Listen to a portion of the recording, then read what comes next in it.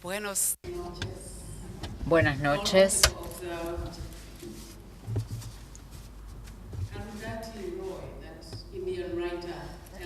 Arundhati Roy, un escritor muy joven, nos dice: otro mundo no es solamente posible, sino que está en camino. En un día muy tranquilo, si escucho con mucha atención, puedo oír su respiración.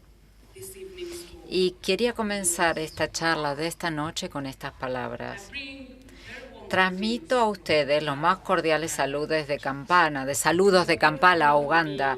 Es un gran honor para mí estar aquí esta noche ante ustedes, honorables magistrados, funcionarios del Sistema Judicial de Buenos Aires y los distinguidos invitados en el público, para hablarles sobre un tema que es muy cercano a mi corazón. Especialmente me gustaría agradecer a la doctora Alicia Ruiz y a la profesora Paula Viturro de la Oficina de Género del Tribunal Superior de la Justicia de la Ciudad Autónoma de Buenos Aires por darme esta gran oportunidad.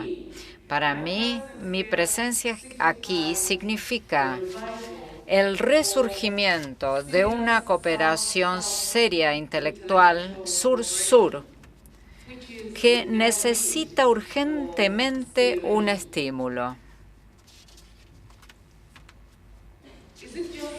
¿Soy yo o ustedes también se preguntan, ¿por qué diablos una mujer de Uganda, la tierra de la transfobia y la ley contra la homosexualidad, qué está haciendo aquí en el podio en Buenos Aires, lista para hablar a los argentinos que tienen las leyes más abiertas del mundo sobre el transgénero y las leyes LGBT más abiertas del mundo? ¿No tendría que ser al revés? De hecho, nosotros, los activistas de género de África, buscan inspiración en América Latina, muy a menudo.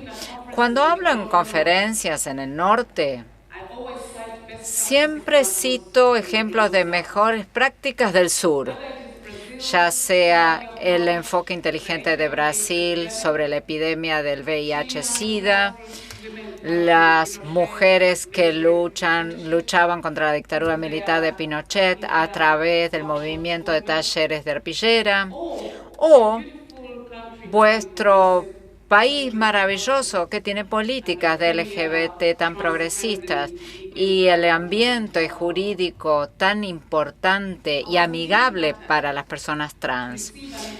Realmente me honraron con la invitación de venir y hablar de temas sobre los cuales ustedes están años luz de nosotros en términos de la protección jurídica de los grupos marginalizados. Pero como pasa en otras partes del mundo, las mujeres siguen siendo ciudadanas de segunda clase en Argentina y a pesar de la sanción de la Ley de Protección Integral para prevenir, sancionar y erradicar la violencia contra las mujeres en los ámbitos en que se desarrollan sus relaciones interpersonales de 2009, así como también la Ley de Identidad de Género de 2012, muchas mujeres y personas trans continúan sufriendo la violencia y la discriminación incluso en este país. De hecho, las mujeres y las personas transgénero se encuentran entre las personas que han llevado el peso de la opresión y expectativas de género durante mucho tiempo. En muchos casos, los activistas y los movimientos de reforma judicial han efectuado un salto de conciencia antes que el resto de la población, que sigue luchando por ponerse a tono. En mi conferencia esta noche voy a explorar algunos temas críticos que enfrentan los tribunales cuando abordan dos grupos socialmente excluidos, las mujeres y las personas trans. Voy a comenzar con algunos comentarios sobre el rol de los jueces y del Poder Judicial al pronunciar buenos fallos, no simplemente al pronunciar buenos fallos, sino en asegurar que se haga justicia social. o lo que yo llamo las aptitudes especiales, específicas del juez. Después voy a hacer algunos comentarios sobre el concepto del género como un denominador común en la discriminación relacionada con el sexo, antes de analizar el fenómeno de la interseccionalidad. El principal objetivo de la conferencia es desentrañar cómo el sistema complejo sexo-género funciona para desatar el sexismo y la transfobia, y cómo nuestra comprensión transformada de este sistema conducirá a mejores aptitudes específicas para los jueces. A medida que avancemos, creo que el sexismo y la transfobia surgen de expectativas específicas de género en la sociedad y actitudes de construcción esencialistas según el género. Ambas son en gran medida el resultado del sistema de poder heteropatriarcal capitalista. Quiero comenzar con una verdad de perogrullo. No importa de qué país provenga. Pararse enfrente a un juez, comparecer ante un juez, es como comparecer ante Dios. Esto es tanto más para los que buscan justicia, porque su futuro, su destino, y de hecho en muchos casos sus propias vidas, están en las manos de los jueces. De hecho, los jueces pueden ponerse al mismo nivel que pequeños dioses con mucho poder, inclusive el poder de condenar y castigar. Pero los jueces también tienen el poder de inyectar dignidad y esperanza donde no la hay.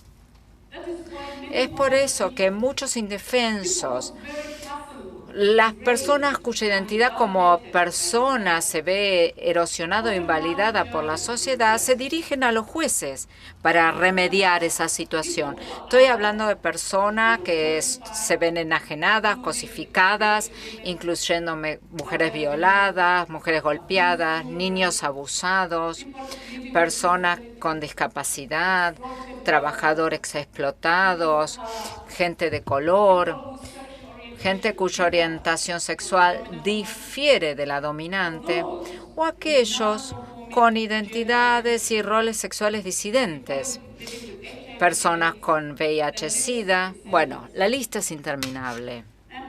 Estoy hablando acerca de la gente común que tiene que navegar por las múltiples estructuras de poder erigidas en el panorama social y que tratan de moldear sus propios destinos y forjar una vida que tenga significado. Estoy hablando acerca de la gente de todos los días que busca lo esencial de la vida, ¿no? Dignidad, respeto, igualdad, que viene con el carácter sagrado de la vida humana. En muchos casos, dicha gente común los mira a ustedes, a los jueces, como única esperanza, como la gente que los va a ayudar a levantarse contra las fuerzas poderosas. En breve, que los ayudarán a dar el significado real a la ciudadanía inclusiva y sustancial. Bueno, esto es mucha responsabilidad para los jueces. La obligación de ejercer el poder judicial es uno de los pilares sobre los cuales se construye la justicia social.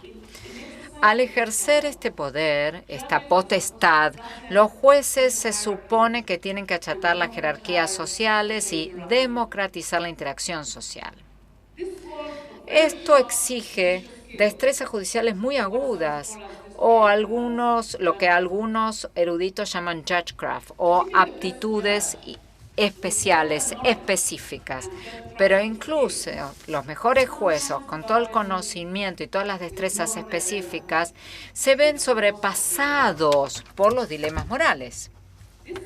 Esto ocurre cuando sus creencias personales bien arraigadas chocan con las normas jurídicas que tienen que aplicar obligatoriamente. En esos momentos, esta puja entre la ley y la moral vuelve a levantar su desagradable cabeza una vez más. Entonces, los tribunales tienen un rol moral que deben defender en la sociedad más allá de la legislación escrita. Además de esos juicios morales expresados en la ley, deberíamos proveer como un campus moral para la sociedad donde consideramos a la sociedad demasiado moral. ¿Quién determina qué es moral? ¿Es la moral judeocristiana similar a la que da el Islam? ¿Es posible defender moralmente la opresión y la discriminación? Con frecuencia, la moral a veces se utiliza como herramienta para avanzar ciertos intereses sociopolíticos. Las desventajas que enfrenta la gente en la sociedad tienen que ser reforzadas por el sistema jurídico. ¿Es posible que los sistemas morales coexistan? Diferentes sistemas morales coexistan. Bueno, es muy difícil, casi imposible, declarar la moral universal, digamos, o criterios orientados por la conciencia para determinar la moral. Esto es muy difícil de lograr en una sociedad diversa y también en los tribunales. Quiero utilizar dos ejemplos hipotéticos para ilustrar este punto. Imaginen un caso, ¿no? Camila entabla una denuncia ante la Oficina de Violencia Doméstica por una violación cometida por el marido del que se había separado 6 meses antes del ataque sexual por abusos repetidos. A pesar de que Camila ahora vive separada de su marido, se separó, no están formalmente divorciados. Él entró por la fuerza a la habitación que ella alquilaba y la violó. Bueno, llega a esta causa un juez varón que cree firmemente en la patriarquía, en el patriarcado, en los valores familiares tradicionales. Sus perspectivas sobre la relación entre hombres y mujeres han sido moldeadas por su crianza, basada en raíces religiosas y culturales muy profundas. Este juez cree en el dominio natural de los hombres y la sumisión total de la mujer al marido. Cree que el acusado marido violador estaba simplemente cumpliendo con un contrato sagrado y considera que Camila es una esposa separada que busca ventaja. A los ojos de este juez, un hombre no puede violar a su mujer, y que el hombre la busque para tener relaciones sexuales es un signo positivo de reconciliación y una forma de salvar el honor y el carácter sagrado de la institución del matrimonio. Dichas relaciones sexuales no califican como un delito contra la integridad sexual en su comprensión, ¿no?, de la situación, y no encuentra necesidad de castigar al marido de Camila. En cuanto a este juez, el matrimonio es un ícono de la unión sagrada entre Cristo y la Iglesia, que solo puede ser acortada por la muerte, nada más. Por lo tanto, dicho juez considerará esta denuncia de Camila de violación marital no solo como incomprensible, sino también inmoral. No le importará al juez que la Constitución o el Código Comercial o Civil digan que debe haber igualdad entre hombres y mujeres, entre esposos y esposas.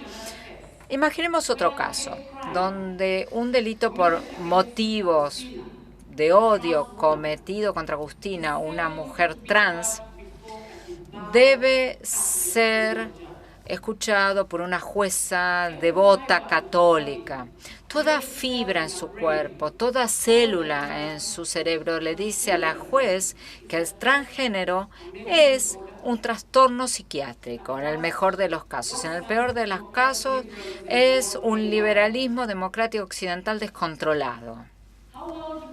para la jueza que va a entender en esta causa. En su perspectiva, basada en la religión, hay solo dos sexos, determinados no por lo que sentimos, sino por Dios.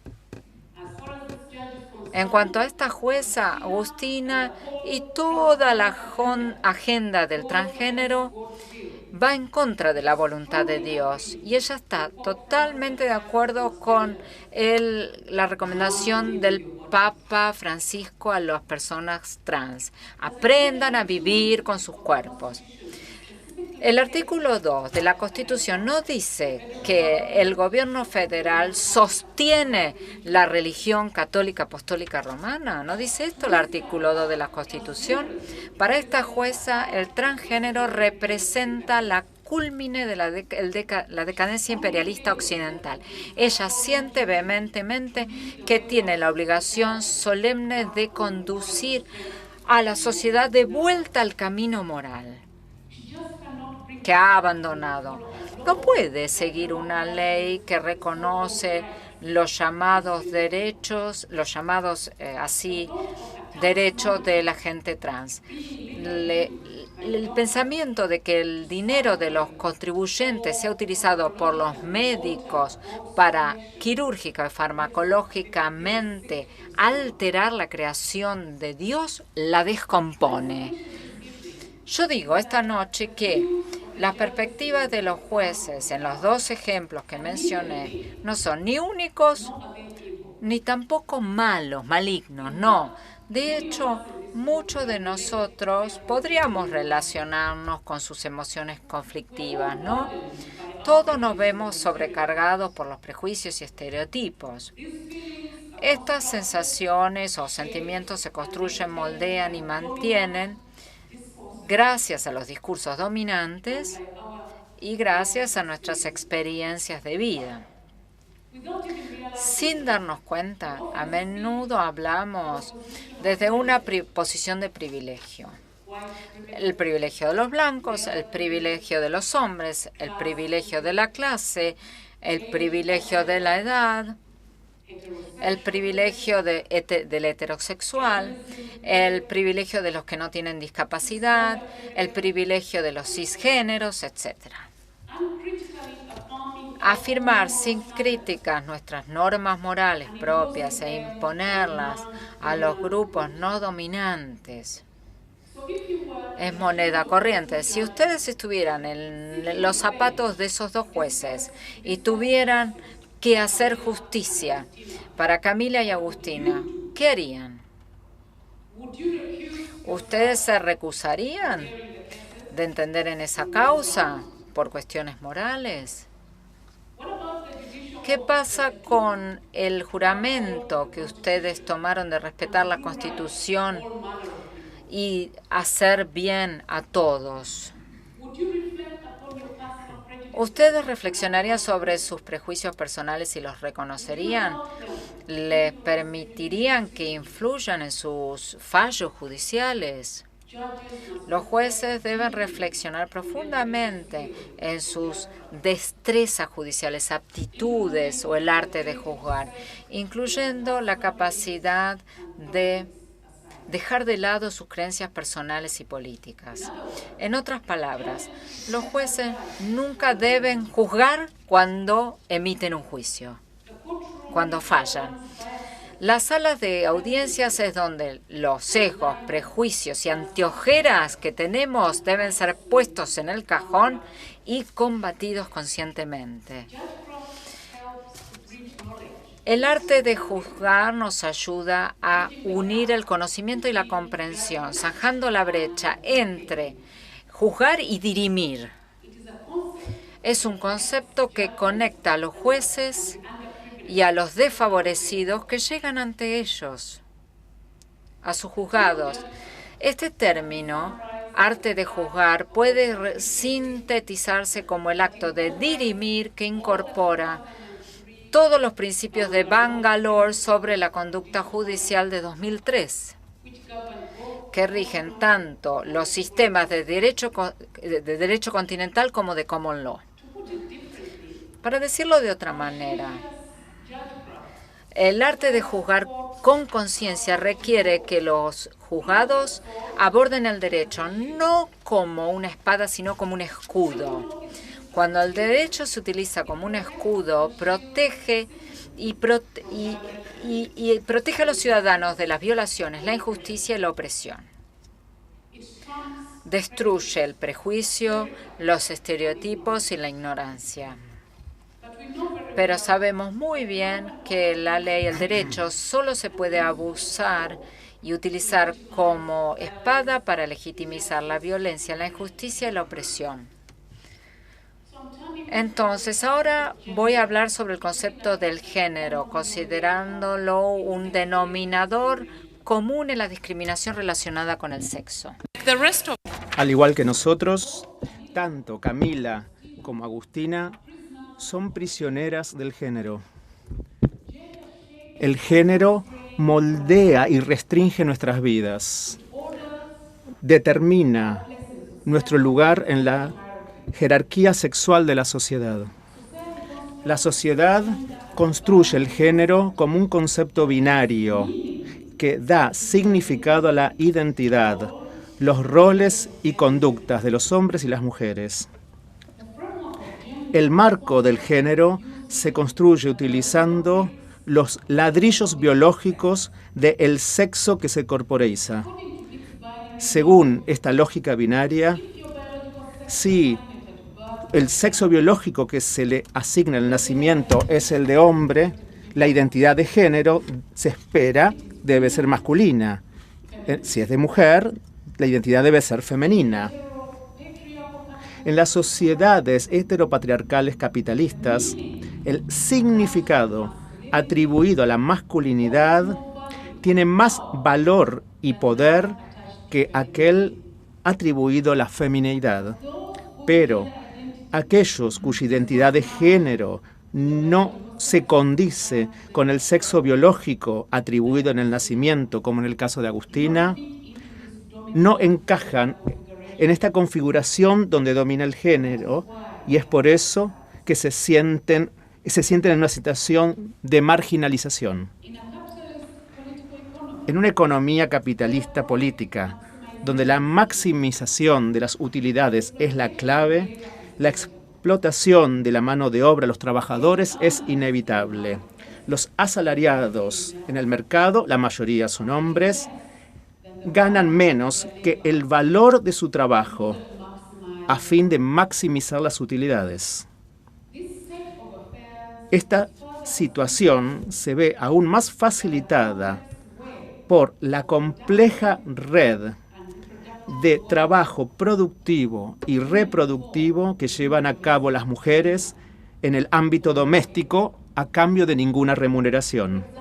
Por ejemplo, las responsabilidades gratis que van de la mano del género y que llevan adelante las mujeres a través de la agricultura de subsistencia, el cuidado de los niños, de los mayores, de los enfermos, cocinar, limpiar, etcétera, etcétera, desempeñan un papel importantísimo en lo que hace a subsidiar el costo del capital de la producción y el presupuesto gubernamental.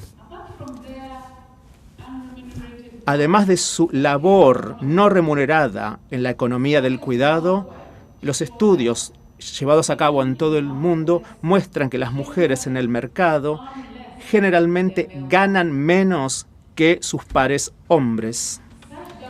Esta doble explotación dentro y fuera del mercado inevitablemente coloca a las mujeres en una situación de desventaja y da cuenta en parte de su situación de subordinación. No tenemos ahora, esta tarde, ni el tiempo ni el lugar para llevar adelante un debate pormenorizado de la forma en que la ideología heteropatriarcal capitalista logra mantener estas jerarquías de género. Baste decir que los marcos ideológicos que se llevan adelante a través de las instituciones como la cultura, la religión, la educación, los medios o el marco jurídico trabajan en conjunto para reforzar y beneficiar el capitalismo y el marco heteropatriarcal. Mantener el marco de género es importante para mantener la economía patriarcal capitalista política. Por ende, cualquier intento de desafiar o intentar desafiar o modificar esta mecánica representa graves desafíos al statu quo. Las mujeres y los hombres que desafían o violan los estereotipos de género prescriptos por la sociedad, femeninos o masculinos, reafirmando sus características individuales, logran a menudo recibir una reacción negativa. Si no cumplen con las expectativas de género, corremos el riesgo de ser víctimas de esta reacción violenta, por ejemplo, a través de sanciones sociales o penales. Empecemos ahora con el caso de Camila. Las relaciones entre los hombres y las mujeres son reflexiones jerárquicas del poder. Se encausan a través de instituciones como la familia, la religión, la educación, la cultura, la ley, los medios. Y los hombres están en una posición de dominar, oprimir y explotar a las mujeres en distintos ámbitos de la vida. Las mismas instituciones ayudan a construir los estereotipos como parte de la realidad social, profundamente enraizadas en las actitudes de las personas. Los estereotipos de género se utilizan para justificar y mantener las relaciones históricas de poder entre los hombres y las mujeres. Los estereotipos de género que se inculcan generación tras generación se hacen parecer como algo natural, de hecho, y sirven para racionalizar el dominio de los hombres en la sociedad. Estos estereotipos de hombre, los estereotipos machistas, de ser fuertes, dominantes, viriles, valientes, los ganadores, los que pagan la olla, igual que los estereotipos femeninos, del marianismo, por ejemplo, de ser puras, dependientes, cuidadoras, abnegadas, débiles, sumisas, encajan en el modelo heteropatriarcal a la perfección. Y no es solo que la mayoría de la gente acepta estos estereotipos sobre lo masculino y lo femenino como si fueran naturales y por ende no son susceptibles de cambio, pero sino también que estas personas se esfuerzan por mantenerlos. Entonces, cuando Camila hizo las valijas y dejó al abusador de su esposo, directamente desafió los estereotipos femeninos y en forma indirecta amenazó el statu quo heteropatriarcal. A través del hecho de la violación, al violarla, el esposo estaba haciendo valer su poder y ejercía control sobre Camila. Era la expresión lógica, su expresión lógica del machismo del hombre, y la estaba poniendo a Camila en el lugar que le corresponde. La Constitución argentina, al igual que otras leyes federales, garantizan la igualdad formal entre todas las personas. Pero, como varios tratados de derechos humanos internacionales recomiendan, en particular la Convención sobre la Eliminación de todas las formas de discriminación contra la mujer, las naciones deben ir más allá de la igualdad formal de jure y deben garantizar que los hombres y las mujeres disfruten de una igualdad sustancial, una igualdad de facto. La Argentina ha ratificado todos los principales tratados internacionales sobre derechos humanos. Por ende, tiene la obligación de cumplir con las normas internacionales que consagran estos instrumentos. Ahora, déjenme pasar al caso de Agustina. La mayoría de la gente de todo el mundo bueno, le resulta difícil entender el concepto de lo transgénero y aún menos el vocabulario y la jerga asociada con este concepto. La ley sancionada en la Argentina, la Ley de Identidad de Género, define el término identidad de género, y lo voy a citar, que se entiende por identidad de género la vivencia interna e individual del género tal como cada persona la siente, la cual puede corresponder o no con el sexo asignado al momento del nacimiento. Lograr reorientar nuestra mente socializada para empezar a pensar en formas no binarias puede ser bastante difícil y abrumador. Lo que la mayoría de nosotros sabemos se limita a lo masculino, lo femenino, hombre, mujer, y lo que corresponde, masculino, femenino. Aprendimos que la autoidentificación de las personas normales, entre comillas, siempre se condice con su anatomía física. Si tenemos pene, bueno, somos hombre. Y si tenemos una vagina, somos mujer. En otras palabras, estos ladrillos sexuales construyen nuestra identidad de género.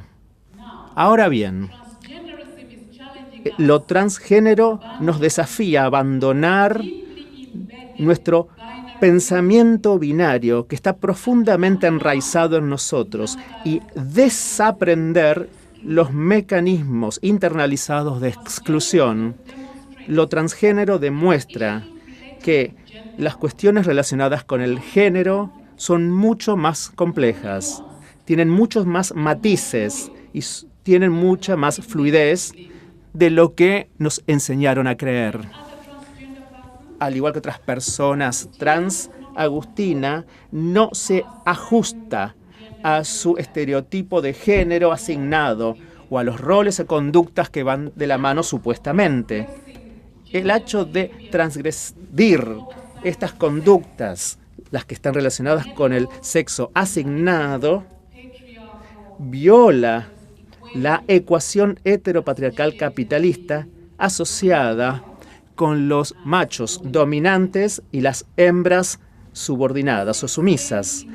Esto explica en parte la violencia ejercida contra aquellos que se ven como personas que desafían el statu quo, que no encajan en la fórmula de género presupuesta. Muchas veces, cuando nos encontramos a un ser humano cuyo sexo no podemos determinar con certeza, nos sentimos confundidos. Y esta confusión puede ser el resultado de una apariencia física ambigua de la persona o de la falta de correspondencia entre el sexo físico y la actitud, el performance o la vestimenta del género. Por ejemplo, vemos a alguien que tiene un pecho muy plano, una voz muy grave, pero está usando una pollera y tiene gestos, actitudes femeninas. Cuando nos encontramos con este ser humano, la mayoría de nosotros nos sentimos confundidos. ¿Sí? No sabemos muy bien cómo reaccionar, nos sentimos incluso paralizados. Debemos saber si esta mujer es hombre o mujer. ¿Pero por qué sucede esto? ¿Cómo es que simplemente no nos quedamos satisfechos con el hecho de estar ante o en la presencia de, o que estamos interactuando con otro ser humano? ¿Por qué es tanto problema? ¿Por qué tenemos que determinar el sexo de este ser humano? Y la respuesta radica en el hecho de que el género construido socialmente es un aspecto tan crucial de la interacción social que sin esta luz que nos guía estamos totalmente perdidos y a oscuras. Esta inversión de la normatividad de género nos causa una inestabilidad mental. Si no puedo determinar si usted es un hombre o mujer, no sé cómo relacionarme, cómo interactuar. no nos enseñan cómo interactuar o lidiar con seres humanos, sino con seres de género. De la misma forma que aprendemos a interactuar con cuerpos que pertenecen a una raza, o a cuerpos que pertenecen a una clase social, o a un cuerpo que pertenece a una religión, etcétera, etcétera. Sin estos rótulos estamos perdidos, confundidos, incluso paralizados, porque no sabemos cómo relacionarnos.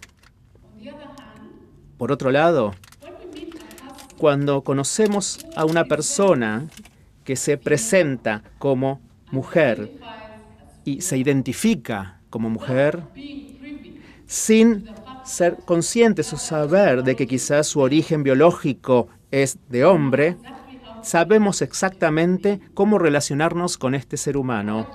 Nuestro género, al igual que la raza, la clase, etc., moldea la forma en que ocupamos el espacio en el mundo y cómo el mundo nos recibe.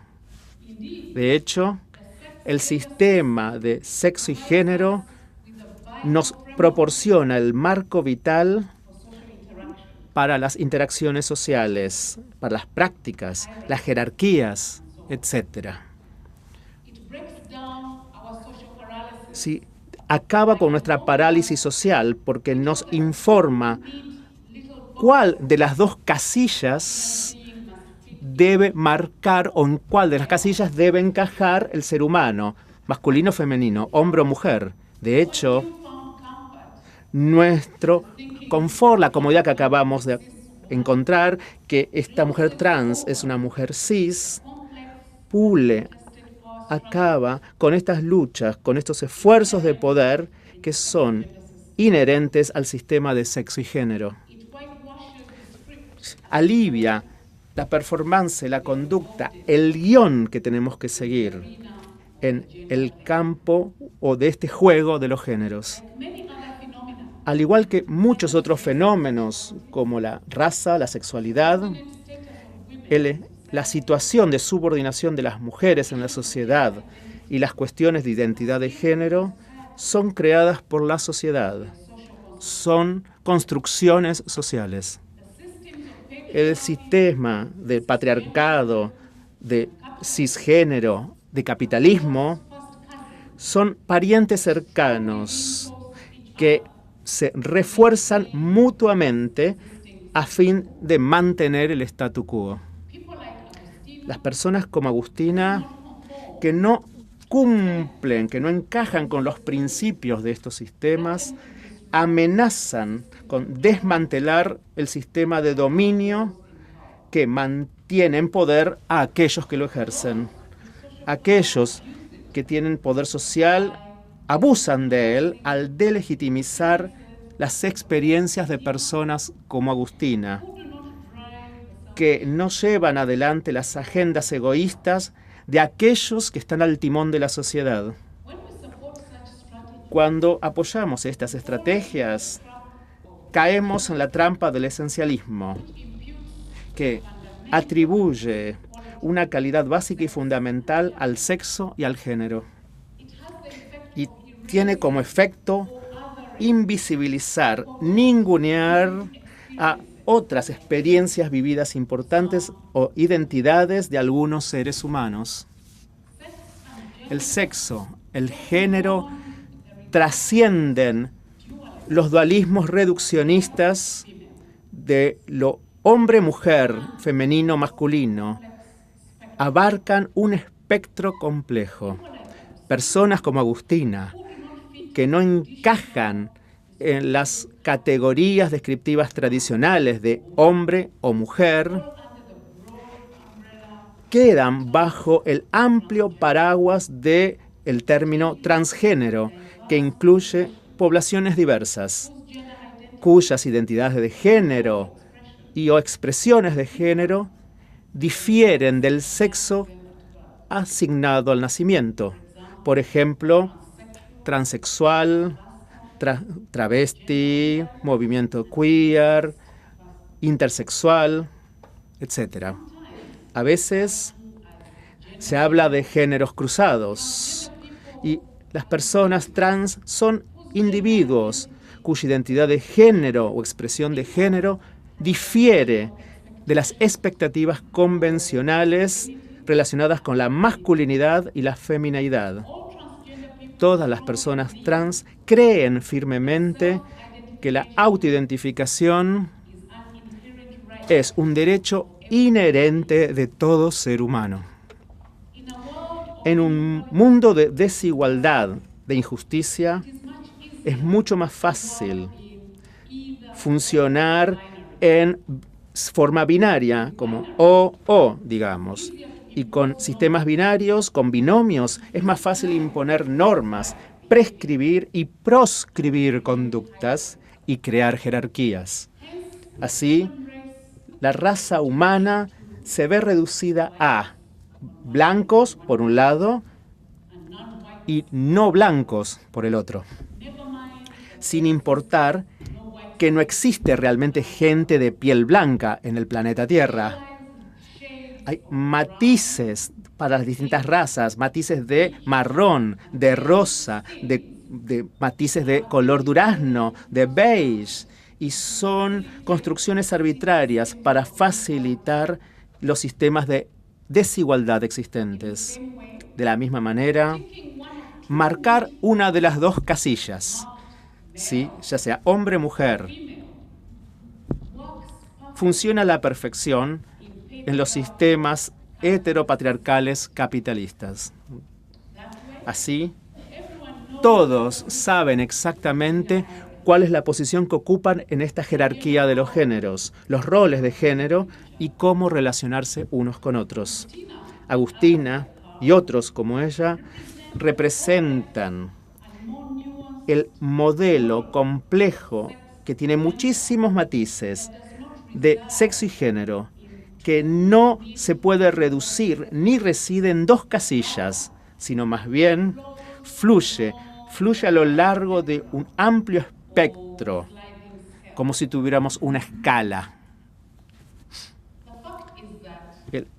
La realidad es que las personas trans siempre han existido en toda cultura y sociedad en la historia de la humanidad. Sin embargo, la atención en el ámbito internacional comenzó a movilizarse en el siglo XX para prestar atención a su sufrimiento. Antes de la influencia del colonialismo y el dominio de las ideologías occidentales, muchas sociedades de todo el mundo entendían, y muchas aún lo hacen, que las distinciones de género son más fluidas y complejas que el binomio de hombre-mujer. Es extremadamente importante que nos tomemos el tiempo para entender y realmente valorar plenamente todas estas cuestiones de política de género para hacer justicia para todos. Hoy hay muchas culturas originarias en todo el mundo que reconocen que el sexo no es un binomio, sino un continuo que funciona en una escala espectral. Por ejemplo, puedo hablar del pueblo de los dos espíritus, los Verdaj, que son parte de los Navajo, los nativos norteamericanos, los Hijra de India, el pueblo de Kwolu Amwol de Zambia en Papúa Nueva Guinea, el pueblo de los Fa'afafine de Samoa y los Kathoey en Tailandia.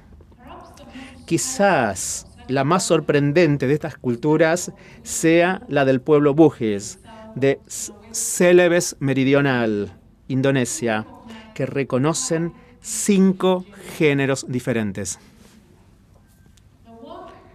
El trabajo de teóricos como Michel Foucault, Judith Butler y Fausto Sterling nos ayuda a establecer el nexo entre la política del cuerpo y la identidad de género. Como un sitio importante de poder, el cuerpo humano desempeña un papel crucial en lo que hace a crear y sostener la dinámica del conocimiento y el poder. en el seno, en el corazón de las sociedades heteropatriarcales capitalistas, está el mantenimiento de la jerarquía de los machos superiores y las hembras inferiores. Por ende, toda ambigüedad sexual o de género debe eliminarse. Y aún más importante, en este sistema no se debe permitir que las personas como Agustina elijan su sexo o género. Ahora, muy brevemente, permítanme hablar de la discriminación interseccional. Nuestro debate o discusión basada en el género de los casos de Camila y Agustina se enfocaron en la discriminación que sufrieron basada en el sexismo y la transfobia, respectivamente. Sin embargo, debemos tomar en cuenta que ambas mujeres tienen otras características que las definen, que potencialmente podrían ser también fundamento para discriminaciones ulteriores. Ningún ser humano funciona o vive en un único plano, sino más bien nuestra identidad dimana de distintas identidades sociales que se intersecan. Por ejemplo, somos blancos, heterosexuales, mujeres casadas, blancas, etc.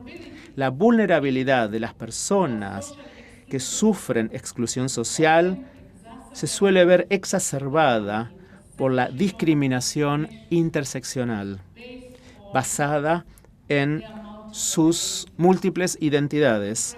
Por ejemplo, si Camila pertenece a una de las poblaciones originarias o indígenas y vive en situación de pobreza, además del sexismo, va a sufrir una discriminación interseccional basada en otras categorías de construcción social, raza y clase, por ejemplo. Por lo tanto, su experiencia del sexismo va a ser muy diferente de la que va a experimentar una mujer argentina blanca de clase media. De igual modo, si Agustina también tiene alguna discapacidad y tiene VIH, SIDA, va a sufrir esta combinación de tratos discriminatorios basados en diversas causas, y así va a sufrir una discriminación, digamos, compuesta. Una mujer trans refugiada que vive en la Argentina no va a obtener su DNI, su documento congruente con su género, con la misma facilidad que una mujer trans de clase media en virtud de la Ley de Identidad de Género de 2012. Actualizar los DNI, los documentos, para que reflejen su identidad de género es algo muy, muy importante para las personas como Agustina, para poder tener acceso a los servicios de salud, para viajar, para pasar por inmigración sin que los acusen de robo de identidad o fraude. Los tribunales deben siempre prestar atención a esta diversidad y adoptar una perspectiva interseccional que tome en cuenta todas las facetas de la marginación. Esta mirada no solo reconocería y escucharía las voces de aquellos que sufren discriminación múltiple, sino que también prestaría oído atento a lo que estas personas tienen para decir.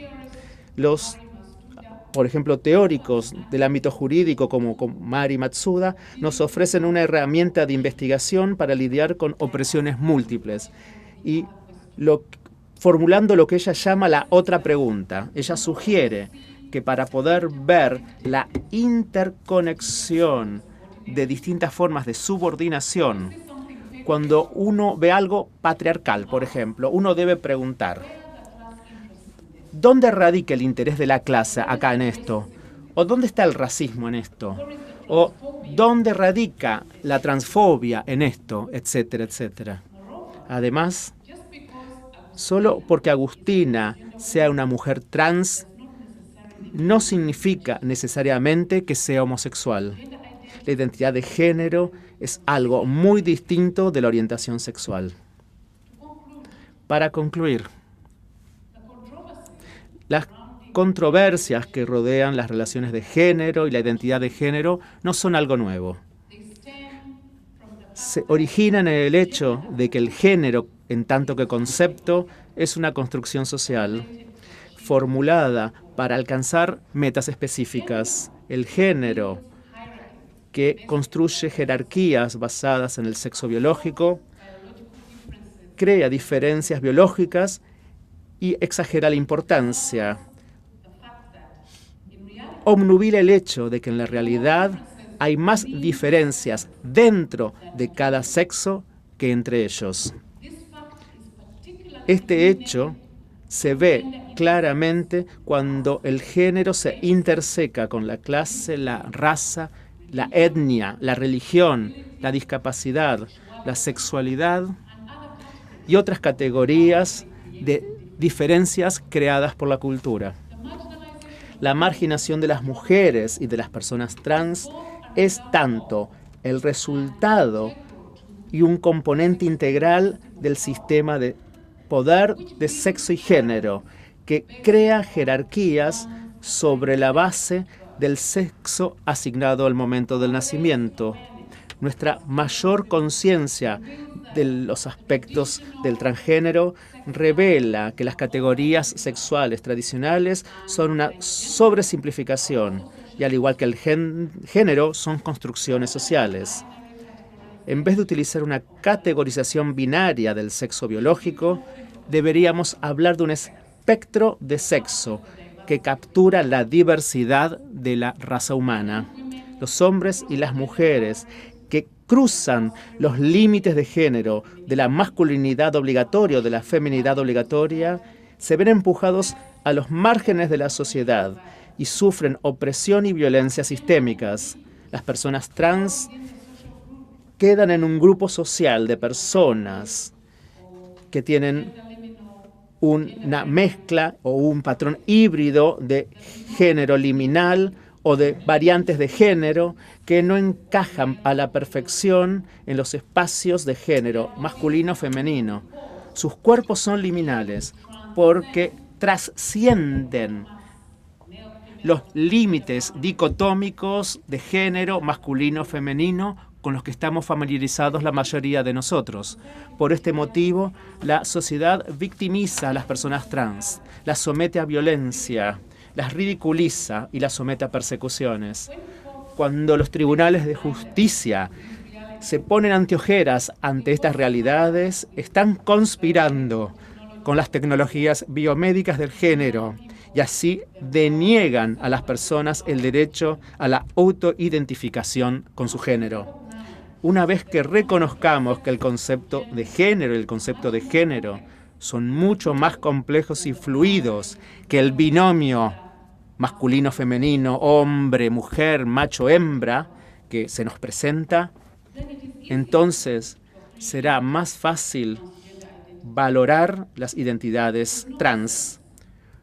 No hay una esencia ni una calidad única unificadora que defina el grupo social llamado mujeres o hombres, ¿no?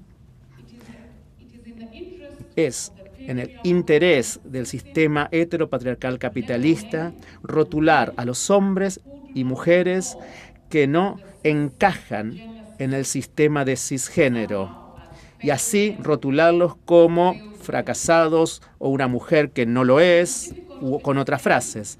Pero es difícil explicar por qué un ser humano se sometería a estas vulnerabilidades y desigualdades, identificándose como trans. Si no quieren ser lo que realmente son, fieles a lo que son. Necesitamos aprender de estas comunidades inclusivas de todo el mundo que abrazan la diversidad de las identidades de género y vivir en forma armoniosa, demostrándonos respeto mutuo y dignidad en forma recíproca. Sé un país tradicionalmente de derecho continental, Argentina siguió el sistema jurídico inquisitivo, donde el juez tiene permitido indagar, investigar y crear conciencia. En mi humilde opinión, este sistema, por su propia naturaleza, está más abierto al cambio social. Hoy, su país, la Argentina, avanza para adoptar el sistema judicial contencioso del common law, o un sistema híbrido de estos dos sistemas judiciales. Creo que es algo desafortunado, porque los jueces del common law que actúan como referís en el sistema acusatorio muestran una menor posibilidad de engendrar o crear cambios sociales. La energía generada por las leyes progresivas sancionadas por la Argentina respecto de las mujeres y los individuos LGBT han levantado el espíritu de los grupos marginados socialmente. Se permitió que esta energía se disipara acá en el país, y si fue así, ¿por qué? Los activistas canalizaron la misma dosis de energía para lograr una estrategia minuciosa para concientizar a los responsables de la maquinaria de aplicación de la ley. La igualdad formal no se tradujo en una igualdad sustancial para estos grupos sociales. Si las mujeres, las personas trans y otros grupos marginados deben lograr la igualdad de facto, entonces es esencial que se tomen medidas concretas para garantizar que la atención que se brinda solo de palabras se vea reemplazada por una protección efectiva de sus derechos. Y voy a terminar mi charla con un llamamiento a todos nosotros para que celebremos la diversidad y no la uniformidad, para que trascendamos el simple acto de oír y practiquemos una escucha activa respecto de quienes son diferentes, para que mostremos empatía con los marginados, para que seamos abiertos, estemos abiertos a desaprender y desafiemos las perspectivas establecidas. Las vidas de las mujeres son importantes, al igual que la de las personas trans. Gracias por escucharme.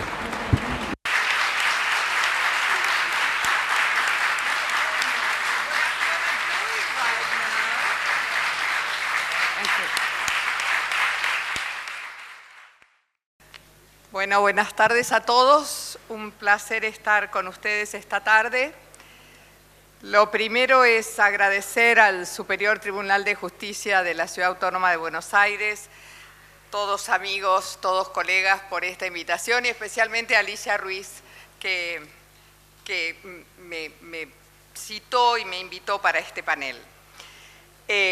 Gracias a Silvia Tamale por su magnífico speech, que va a costar comentar a la misma altura. Quizás para comenzar, Silvia, decir que todos tenemos que compartir y que aprender de las luchas que dan otros, en territorios que a primera vista parecen muy distintos, pero que, como dicen los gringos, at the end of the day, al final del día, resultan ser no tan distintos. Las batallas son más o menos las mismas. Yo tomé tantas notas que no sé si voy a poder ser ordenada en esto, pero vamos a intentarlo, y no demasiado larga tampoco. El planteo de Silvia Tamale consiste en señalar que las desiguales relaciones entre hombres y mujeres y la consiguiente subordinación femenina y el cuestionamiento al concepto binario socialmente instalado de género son parte de una concepción heteropatriarcal y capitalista predominante y son funcionales a su mantenimiento. En ese contexto, la profesora Tamale señala que los jueces tienen funciones que cumplir que no consisten precisamente en juzgar, sino en impartir justicia. Espero que esta sea más o menos la traducción entre judge and adjudicating. El planteo de Silvia relaciona a los jueces y las juezas con la posibilidad de impartir justicia dejando de lado valoraciones personales, de modo que el derecho sea un escudo que usen para proteger a quienes vieron borrada su personalidad por la sociedad, y no una espada que sirva para lesionar. Algunas cosas quiero comentar sobre esto. Una consiste en el esfuerzo de su discurso en acotar la influencia de los parámetros convencionales de la moral del juez o de la jueza y de la moral de la sociedad al impartir justicia. Ni Silvia Tamale ni yo somos juezas y entonces con algún grado de sentirnos mortales les decimos a las juezas y a los jueces que ustedes son como nosotras. Son tan mortales como nosotras. Tienen un oficio distinto del nuestro, tienen el oficio de impartir justicia, de solucionar nuestros conflictos y también el de hacernos visibles o portadores de ciertas reivindicaciones. Los jueces y las juezas son como nosotros, altos y bajos, rubios y no tan rubios, más delgados y menos delgados. En el contexto nacional son de Boca o de River, son peronistas o radicales. Pero todos esperamos que pongan esos datos de lado cuando se ocupen de nosotros. Dicho con un poco menos de ironía, todos esperamos que quien es nombrado juez o jueza tenga capacidad para poder superar no solo estereotipos imperantes en la sociedad, sino también los estereotipos que propiamente se haya elaborado. Entendemos que esto no es fácil, pero bueno, esta es una de las grandes diferencias entre quienes imparten justicia y quienes no lo hacemos. Silvia decía que debe haber algo que ella llamó el judgecraft, que es algo así como una elaboración judicial, que debería incorporar todos los valores de los principios de Bangalore sobre la independencia de los jueces. Si uno los piensa más cerca, se trata ni más ni menos que de tener una conformación de poder judicial que sea tanto o más diversa que la sociedad en la que estamos. Diversidad en todos los sentidos. Y esa diversidad tiene como presupuesto, me parece a mí, la garantía del Estado del más amplio acceso a la educación universitaria. Digo, lo que todos queremos es que todos puedan llegar a candidatear para ser jueces, porque todos puedan reunir los requisitos, y no solamente, como diría Silvia, los blancos, machos y propietarios. Digo, que se pueda acceder al Poder Judicial desde una serie de otros lugares que tiene la sociedad, que por supuesto nos incluye a las mujeres. El debate de por qué las mujeres tenemos que estar en el Poder Judicial es un debate que pasa desde la distinta mirada que tenemos hasta los argumentos un poco más gruesos de la igualdad y de la equidad. Silvia dice también que, refiriéndose a la moral de los jueces, que no debe ser la moral de los jueces la que impere, porque no debe ser que el juez juzgue, sino que imparta justicia. Hace algún tiempo tuve el privilegio de ser la relatora sobre la independencia de jueces y abogados para Naciones Unidas y dije en más de una oportunidad, carente de toda originalidad, porque quienes me precedieron ya lo habían dicho, que quienes ejercen la judicatura deben ser independientes y que además deben de parecerlo, pero que deben ser genuinamente independientes. Yo no creo que podamos hablar de una moralidad universal. Parecería que de todos los criterios que tiene el derecho, el de la moral es el que tiene mejor creados los parámetros de tiempo y de espacio. La moral no es igual a todo lo largo de los tiempos, ni es igual en todos los espacios. Pero ciertamente yo creo que deberíamos darnos cuenta que criterios de respeto a la libertad y a la dignidad de las personas que surgen de los instrumentos de derechos humanos que han sido ratificados por la inmensa mayoría de los estados. Hay aproximadamente unos 150 estados vinculados por criterios gruesos de respeto a los derechos humanos, a la libertad y a la dignidad de todas las personas en condiciones de igualdad y sin discriminación.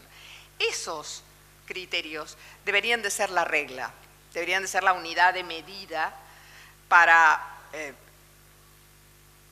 poder trabajar sobre los planteos de los demás.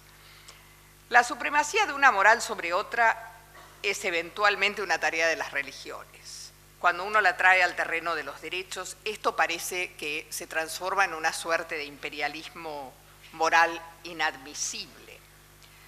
Una de las características de esto que llamamos derechos humanos es haber surgido en un modernismo que solo dio capacidad a los magistrados, no creo que hubiera magistradas en ese momento, para ocuparse de las cuestiones del Estado, no de las cuestiones de la Iglesia. Y en este sentido, y en una variante mucho más pragmática, basta ver a las víctimas. Las víctimas de violación de derechos humanos no necesitan ir a una facultad de Derecho para saber que lo son. Las víctimas se dan cuenta de eso que les está pasando y saben que eso que les pasa mal, que no debería suceder, que no es, como decía hace un rato Alicia hablando de la igualdad, que no es un destino inexorable, que es una violación del principio de igualdad. La necesidad de que quien tenga que decidir sobre los destinos o sobre los conflictos que se plantean pueda tener la suficiente grandeza, entrenamiento, capacidad para poner de lado su propio criterio y decidir en el caso concreto, es básicamente una de estas cosas que uno pone de relieve como uno de los datos del Estado de Derecho. Y esto me lleva al otro argumento de Silvia Tamale, que es pensar al derecho como escudo, como protección. Y cuando la escuchaba no podía sino recrear el discurso local del garantismo versus no garantismo, que en su versión local apunta casi a características personales de los jueces, con lo cual uno tendría que tener un sorteo para ver a ver qué características tiene el juez que está de turno hoy, cuando en realidad deberían de tratarse de características que predicamos del orden jurídico, de un orden jurídico construido con una serie de valores, con una serie de respetos. Como explicaba nuestra invitada, si la Argentina se comprometió por una cantidad importante de tratados internacionales de derechos humanos y además les otorgó a varios de ellos estatura constitucional, eso significa que los principios básicos de esos derechos humanos deberían de formar parte del bagaje cultural y jurídico de quienes imparten justicia. La igualdad, y esto es casi un pinto básico, como diría algún alumno, la igualdad es la nota revolucionaria de la noción de derechos humanos. Digo, cosas parecidas a los derechos humanos existieron en muchos lugares del mundo, mucho antes de la segunda mitad del siglo pasado, del siglo XX. La cosa sustancial y cualitativamente distinta de los derechos humanos fue haber tomado todo eso que algún día se dijo de los ciudadanos, de los varones, de los propietarios, y decir, bueno, se la damos a todos, pero todos no son iguales. Esa es la primera constatación. Basta con que haya 2 partos y salgan 2 chicos de 2 panzas para que uno se dé cuenta que no todos son iguales. Y lo maravilloso de una gran decisión política, como creo yo que fueron los derechos humanos, de una construcción social, como diría Silvia, es que la decisión fue que el derecho fuera la herramienta para igualar. A partir de hoy, el orden jurídico dice que somos todos iguales. Esa igualdad es la que esperamos que el discurso judicial, que la elaboración judicial coloque en el lugar de privilegio. La igualdad es hasta el día de hoy básicamente lo que más viene fallando en el tema de los derechos humanos. Si la igualdad hubiera estado consagrada desde el primer día, tendríamos infinita cantidad menor de violaciones de derechos humanos que señalar. Pero cuando estamos hablando de la igualdad, y hablamos de la igualdad en los casos concretos que Silvia presentó, la igualdad en el tema de los derechos de las mujeres, la igualdad en los temas más más gruesos de género, de identidad de género, no estamos hablando de la igualdad en el sentido liberal del término. Estamos hablando de una igualdad que requiere de algunos otros datos. El sentido liberal era somos todos iguales y cada uno de nosotros está en condiciones de diseñar su plan de vida. Pero lo que parece claro es que, al menos en los ejemplos que Silvia trajo, la posibilidad de diseñar el plan de vida está absolutamente ausente, aun cuando hagamos declaraciones de amor por ese derecho al plan de vida. Se necesitan actos concretos, se necesitan cosas que sean mucho más materialmente tangibles para que esos planes de vida puedan ser algo más que un discurso vacío. En este tema yo creo que a lo mejor el gran aporte de los derechos humanos con los años no es solamente el de existir y el de permitirnos hablar de esta novedosa lectura de la igualdad, sino el que con el tiempo los derechos humanos se están transformando en un criterio de interpretación del derecho. Digo, hoy no toleramos una interpretación del derecho que se lleve puesta, I'm so sorry for the interpreters, que se lleve puesta la libertad y la dignidad de las personas. Digo, esto me parece que es un dato. Entre las cosas que mencionaba nuestra invitada está el tema de la situación de inferioridad de las mujeres respecto de los varones en un mundo que, como ella señala, es producto de una sociedad heteropatriarcal y capitalista, y que obviamente refleja lo que todos sabemos, las desiguales relaciones de poder entre hombres y mujeres en el mundo. Argentina, y ella lo dijo, tiene hoy normas nacionales e internacionales que superan esa desigualdad, pero todos sabemos que esto no es solo cuestión de leyes, no es solo cuestión de tener leyes o de cambiar las leyes, sino también de ocuparse de los ámbitos normativos no legislados, de las costumbres, de la moral, de lo que todos los días estamos dispuestos a aceptar del que tenemos al lado. De ahí que, tomando un discurso feminista que obviamente no es mío, pero que todas hemos en algún momento endosado, es bueno que los jueces y las juezas se den cuenta que lo personal es político, porque si no en este terreno es mucho más difícil avanzar. Por eso también es importante que superemos la noción esa liberal de igualdad para poder trabajar igualdades estructurales, para poder incorporar datos históricos y sociales que den cuenta del fenómeno estructural de sometimiento de ciertos sectores de la sociedad, en este caso concreto el de las mujeres. En países como el nuestro, en los cuales, y voy al ejemplo de Camila, el matrimonio es una sociedad, uno no debería de inferir con rapidez que uno de los socios tiene mayores derechos que el otro. Y entonces, digo, aún en el más clásico de los análisis del derecho, quizás al estilo Kelsen, ¿no? Teoría pura, no hay cómo tomar elementos del derecho para decir que hay uno que tiene más derechos que el otro.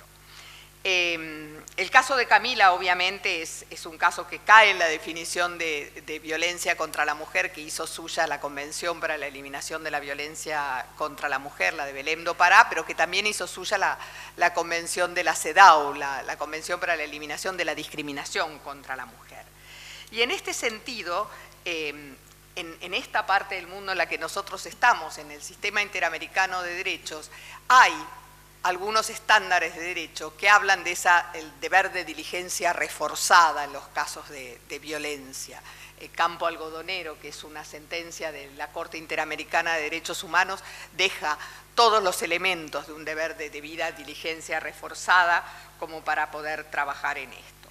Quizás lo más interesante de esta mirada de los órganos de aplicación de tratados respecto de las normas sobre los derechos de las mujeres, es cómo esos órganos han logrado armar un sistema cultural particular respecto de los derechos de las mujeres. Los colectivos de mujeres en el mundo se han manifestado respecto de una enorme cantidad de circunstancias y de situaciones que significan sometimiento, violación, discriminación, violencia lisa y llana a los ojos de cualquiera. Y está bueno esto de entender que las normas internacionales de derechos humanos, que fueron durante muchos años neutras en materia de sexo y de género, que no se ocuparon especialmente de los derechos de las mujeres porque la tendencia universalista se llevaba puesto de que son los derechos de todos y toda persona nos incluye a nosotras, aunque nos dejara fuera en alguna sociedad. Esta lectura, este declinar los derechos humanos en la cabeza de nosotras las mujeres, creo que provee, con la legitimación que da el Comité de la CEDAW y esa composición plural con mujeres de todos lados, etcétera, una suerte de argumentación o de bolsa de argumentos que replican con un endoso femenino mayoritario a los valores de la modernidad secular y global. Es un poco la idea. Silvia hablaba de la interseccionalidad, ¿no? Cuando cruzamos los parámetros de género con otros, como en el caso de Camila, cuando cruzamos el tema de la violencia con el de la pobreza, la marginalidad, y obviamente ahí los resultados son peores. Yo la escuchaba y no podía sino pensar en un caballito de batalla absolutamente recurrente en los discursos sobre género, como el del aborto. ¿Cuándo sale el aborto a la primera página de los diarios? Y bueno, cuando cruzamos derechos de las mujeres con pobreza, con marginalidad, con juventud.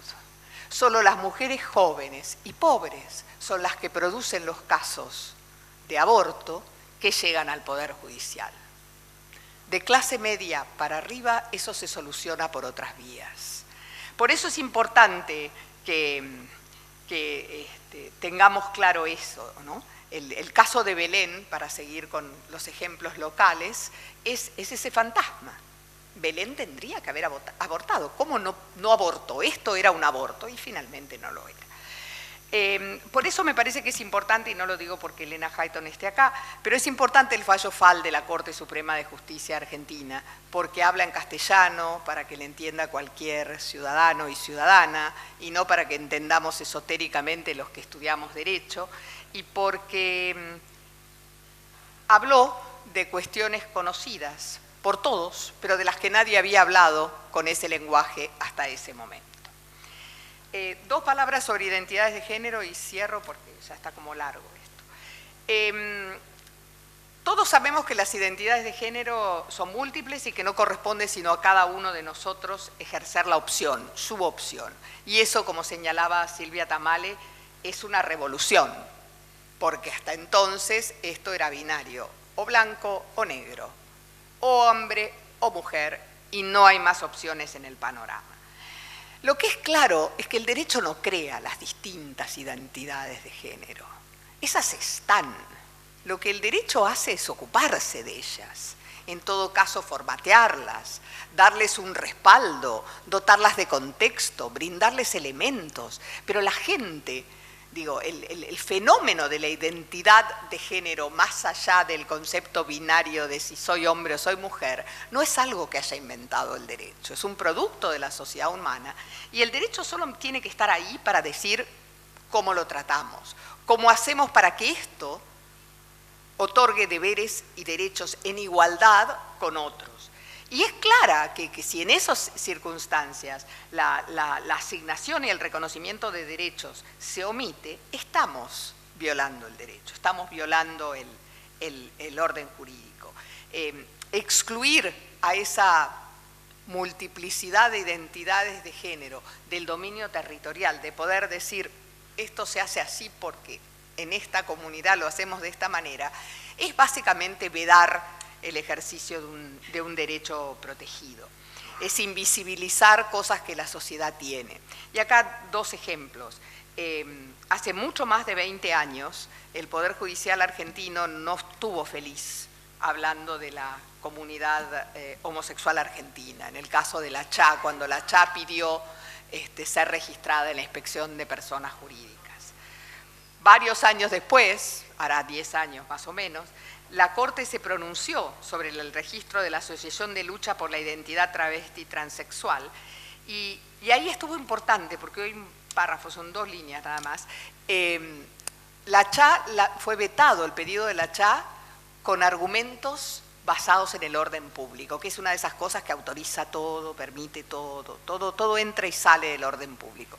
En el 2006, cuando la Corte cambia de criterio, dice el orden público, el bien común, es el de todas las personas, las que suelen agruparse según intereses dispares, contando con que toda la sociedad contemporánea es necesariamente plural, esto es, compuesta por personas con diferentes preferencias, visiones del mundo, intereses, proyectos, etc.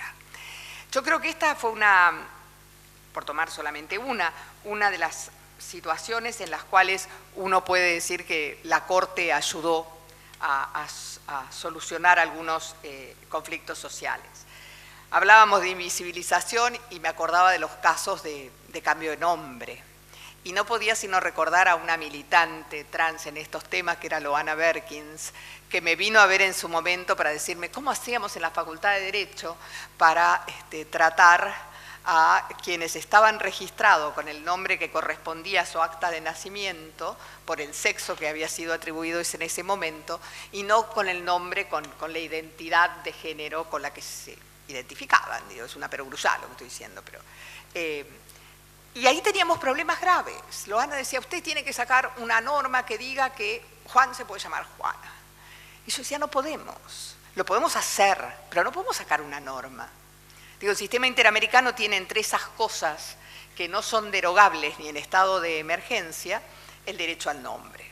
Y Argentina, con una enorme cantidad de niños desaparecidos y con problemas de identidad pendientes hasta el día de hoy, no puede permitir que esto pase. Digo, tenemos personas que están registradas en la facultad y en otros establecimientos educacionales con el nombre que le dieron sus apropiadores y que estaban esperando que el juez civil competente le hiciera espacio al nombre de elección de sus padres biológicos o al de su elección. Esto fue una cosa difícil de hablar con Loana, que además era una persona extremadamente cálida y que convidaba a que uno apoyara sus luchas. Afortunadamente encontramos un modus vivendi que nos permitió tener arreglos provisorios al interior de la facultad sin tocar los registros y en el interín salió la ley. Pero esto también explica algunas de los estereotipos de nuestras sociedades.